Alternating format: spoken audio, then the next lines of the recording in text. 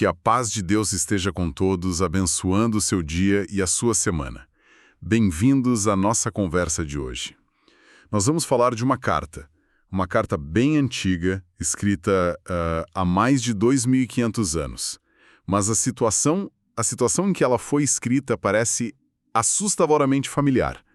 Ela não foi enviada para uma pessoa só, mas para um povo inteiro. Um povo arrancado da sua terra e, jogado como exilado num império hostil, a Babilônia. O autor, o profeta Jeremias. E é fundamental a gente entender o estado de espírito dessas pessoas, né? Elas não estavam, de férias forçadas. Elas perderam tudo. Casa, status, a nação, o templo.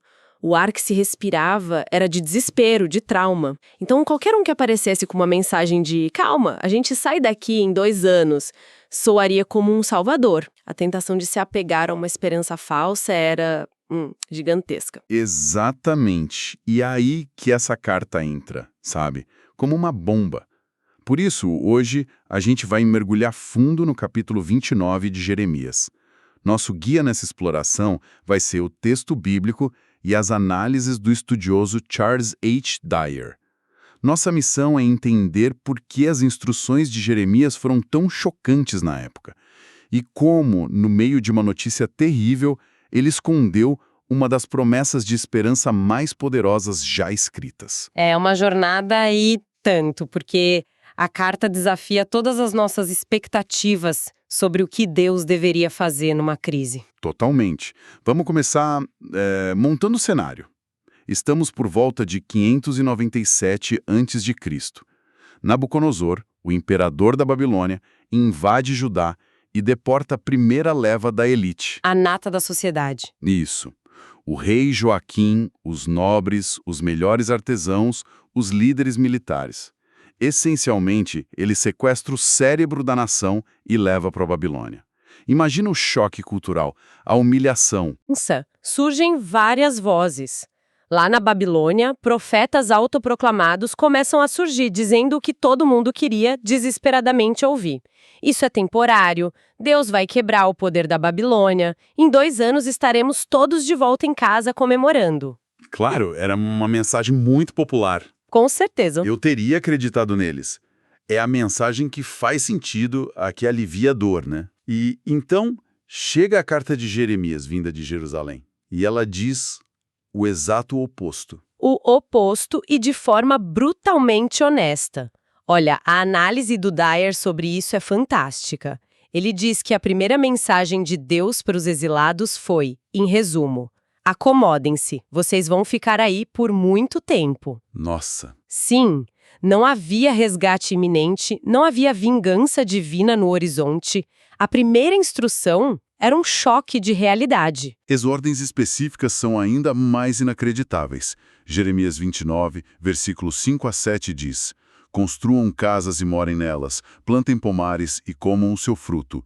Casem-se e tenham filhos e filhas, multipliquem-se aí e não diminuam. E então vem a parte mais louca. Ah, sim? Procurem a paz e a prosperidade da cidade para a qual eu os deportei. Orem por ela ao Senhor, porque se ela prosperar, vocês também prosperarão. Vamos parar um pouco nisso porque é uma das ordens mais radicais de toda a Bíblia. O Dyer enfatiza que isso ia contra toda a lógica humana, política, nacionalista da época. Orar pela prosperidade da Babilônia. O império opressor. Exato. A superpotência militar que destruiu a vida deles. É o equivalente a dizer a um prisioneiro de guerra para torcer pelo sucesso financeiro e militar do seu captor. É uma mudança de mentalidade absurda. Em vez de se sentar e lamentar, ou pior, planejar uma rebelião suicida, a ordem divina era viver. Viver. Não só sobreviver, mas florescer, construir uma comunidade, ter filhos, investir na economia local, torcer pelo time que te sequestrou. Que tipo de estratégia é essa? É a estratégia divina de longo prazo. O objetivo não era uma fuga, mas uma transformação. Deus estava dizendo: eu coloquei vocês aí por um motivo. A vida continua. Encontrem meu propósito aí dentro. nessa realidade dolorosa, em vez de viverem sonhando com uma realidade que não existe mais. Era um chamado para parar de olhar para trás. E começar a construir um futuro, mesmo que fosse no lugar mais improvável do mundo. Isso é um balde de água fria gigantesco. Imagina receber essa carta. Esqueçam o retorno, construam uma vida aqui e, aliás, ajudem nossos inimigos a prosperar. É desolador. Mas o que é incrível é que no meio dessa mensagem tão dura, Jeremias insere uma das frases mais cheias de esperança de toda a Bíblia, não é? Sim, e é a ironia perfeita. O versículo que hoje está em canecas de café e pôsteres motivacionais, ele nasceu no contexto de uma espera de quase um século e de um sofrimento nacional profundo. É Jeremias 29, versículo 11. Porque sou eu que conheço os planos que tenho para vocês, diz o Senhor. Planos de fazê-los prosperar e não de lhes causar dano. Planos de dar-lhes esperança e um futuro. É uma declaração de cuidado e de um bom plano, que parece contradizer tudo o que eles estavam vivendo. E é por isso que o contexto é tudo. O Dreyer, na análise dele, é muito claro sobre isso. Essa promessa não era um bilhete de loteria para a felicidade instantânea. Ela estava amarrada de forma inseparável a um prazo mencionado um versículo antes. 70 anos. O exílio não era um erro, não era um acidente. Era um plano muito, muito longo. 70 anos? Peraí. Isso significa que a maioria dos adultos que recebeu e leu essa carta Exatamente. nunca veria o cumprimento da promessa. Eles morreriam na Babilônia. Morreriam na Babilônia. Bom, isso muda completamente o sentido do versículo.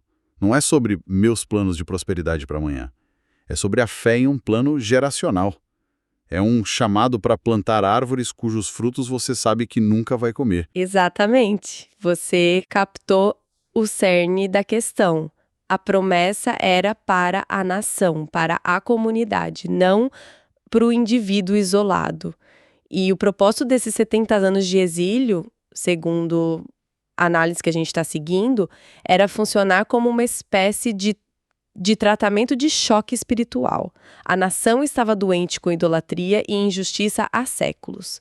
O exílio era a intervenção drástica necessária para curá-la. E a promessa estava condicionada, certo? Não era só, sentar e esperar 70 anos. De forma alguma. A promessa do versículo 11 só faz sentido com o que vem logo depois nos versículos 12 e 13. Então vocês me invocarão e virão a mim para orar, e eu os ouvirei. Vocês me procurarão e me acharão quando me procurarem de todo o coração.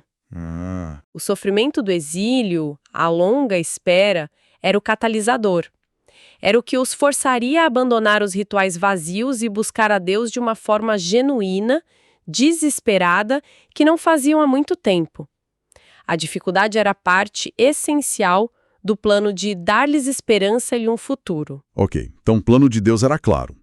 Um exílio longo, mas com um propósito de transformação e uma promessa de restauração no final. Por que então foi tão difícil para o povo aceitar isso? Porque a mensagem de Jeremias encontrou tanta resistência. Pela mesma razão que a verdade muitas vezes encontra resistência hoje. Havia uma concorrência muito mais atraente. Os falsos profetas. Exato. Os falsos profetas eram os coaches de pensamento positivo da época. Eles vendiam uma solução rápida, fácil e indolor. A nossa fonte, o Dreyer, ressalta que o povo simplesmente não acreditou em Jeremias porque a mensagem dele era um péssimo marketing. A mensagem dos outros era: visualize o retorno em 2 anos e ele acontecerá. E a de Jeremias era: isso vai levar 70 anos de trabalho duro, fidelidade e oração pelo inimigo. Qual você acha que era mais popular? A resposta é bem óbvia. E Jeremias não alivia para ninguém. Ele também tem uma mensagem para os que ficaram em Jerusalém, que talvez se achassem os sortudos. Ele os compara a figos ruins, tão estragados que não se podem comer, e diz que o destino deles seria ainda pior: guerra, fome e doença. Ele estava basicamente dizendo que era melhor ser um exilado dentro do plano de Deus do que um livre fora dele. É uma imagem devastadora, e a carta fica ainda mais pessoal e direta. Ele nomeia 2 desses falsos profetas que estavam agitando o povo na Babilônia: Acabe e Zedequias. Certo. E o problema com eles era duplo. Primeiro, a mensagem era uma mentira. Eles falavam em nome de Deus sem que Deus tivesse falado com eles. Segundo, a vida deles era uma mentira. O texto diz que eles cometiam adultério com as esposas de seus vizinhos. Então, além de enganar o povo com falsas esperanças, eles viviam de forma completamente hipócrita. E a punição que Jeremias anuncia para eles é assustadora. É muito específica e muito pública. Sim, e tinha o objetivo de ser uma lição para todos. Jeremias profetiza que o próprio Nabucodonosor os pegaria e os executaria queimados no fogo. O texto hebraico sugere que eles seriam literalmente assados vivos, que, segundo registros, era uma forma de execução babilônica. A mensagem era clara. Se vocês continuarem incitando a rebelião contra a Babilônia, o poder da Babilônia vai esmagar vocês. Queimados vivos é uma punição brutal. Mas eu ouvi dizer que há um detalhe no hebraico original que se perde na tradução, quase uma, piada sombria de Deus. Exatamente. É algo que o Dyer aponta e que é simplesmente genial. A palavra hebraica para maldição é kelalá. Kelalá. Isso. E a palavra para ser assado é kalalá. O som é quase idêntico. Então, Jeremias está dizendo que o destino deles se tornarem uma maldição, kelala, entre o povo soaria exatamente como o método da sua execução, ser assado. É uma camada de ironia poética e divina que mostra o quão sério era o aviso contra as falsas profecias. Uau! Isso é poderoso. Mas a oposição não acabou com esses dois. Havia outro falso profeta na Babilônia, um homem chamado Semaías, que decidiu contra-atacar. Ele tentou silenciar Jeremias à distância. Sim, aqui a história vira tipo um thriller de espionagem por correspondência. Semaías fica furioso com a carta de Jeremias sobre os 70 anos, então ele escreve a própria carta da Babilônia e envia para Jerusalém. Mas ele é estratégico, ele não manda a carta para qualquer um. Para quem ele manda? Ele a endereça a Sofonias, o sacerdote que era o segundo no comando do templo, basicamente o chefe da segurança. Na carta, Semaías exige que Sofonias cumpra seu dever. Ele chama Jeremias de louco que se faz de profeta e diz que ele deveria ser preso, colocado no tronco e numa coleira de ferro. Que eram instrumentos de humilhação pública. Exato. Ele estava tentando usar a própria estrutura religiosa de Jerusalém para censurar e punir o profeta de Deus. Uma jogada política ousada. E o que o Sofonias faz? Ele obedece? É aqui que a história tem uma revoltada fantástica. Em vez de prender Jeremias, Sofonias pega a carta de Semaías, vai até Jeremias e a lê em voz alta para ele. O quê? Por que ele faria isso? Isso basicamente significa que ele estava do lado de Jeremias. Exatamente. A interpretação do Dyer sobre esse momento é que Sofonias, ao fazer isso, estava publicamente reconhecendo a autoridade de Jeremias. Ele recebeu uma ordem de um profeta popular no exílio e, em vez de cumpri-la, ele a levou ao conhecimento do verdadeiro homem de Deus. Ele escolheu um lado, e não foi o lado de Semaías. E imagino que Deus tenha tido uma resposta para a tentativa de silenciar a sua palavra. Uma resposta bem direta. Deus dá a Jeremias uma segunda mensagem para enviar à Babilônia, desta vez um julgamento específico contra Semaías.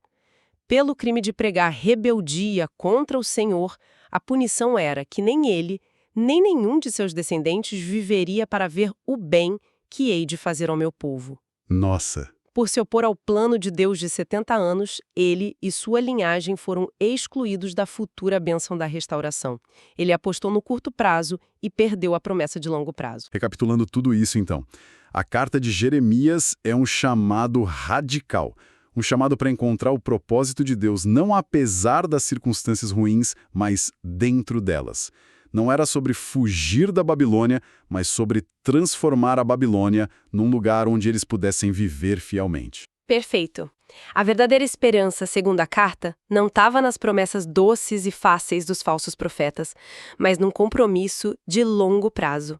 Um compromisso de viver fielmente no presente, construir para o futuro e buscar a Deus com uma sinceridade que só nasce na dificuldade. Mesmo que o cronograma de Deus para a libertação fosse muito, muito mais longo do que qualquer um deles gostaria. É uma lição profunda sobre paciência, sobre a natureza dos planos de Deus, que raramente se alinham com a nossa necessidade de soluções para ontem. E isso nos deixa com uma reflexão final, não é? A história de Jeremias 29 é um confronto direto com a nossa cultura do imediatismo. Em nossos próprios momentos de exílio, seja uma crise pessoal, profissional ou uma incerteza coletiva, quais vozes nós tendemos a ouvir? As vozes que nos dizem o que queremos ouvir. As que prometem uma saída rápida, uma solução mágica, os 2 anos para voltar para casa. Ou estamos dispostas a ouvir a voz que talvez nos chame para um caminho mais longo, mais difícil, mas mais profundo. Um caminho que envolve construir, plantar e buscar o bem onde estamos, mesmo que não seja onde gostaríamos de estar. A carta para a Babilônia nos ensina que os planos de Deus para nos dar esperança em um futuro muitas vezes se desenrolam em cronogramas que não controlamos e por meio de processos que preferiríamos evitar. Mas é exatamente nesse processo que a verdadeira esperança é forjada. Que Deus abençoe todos os ouvintes.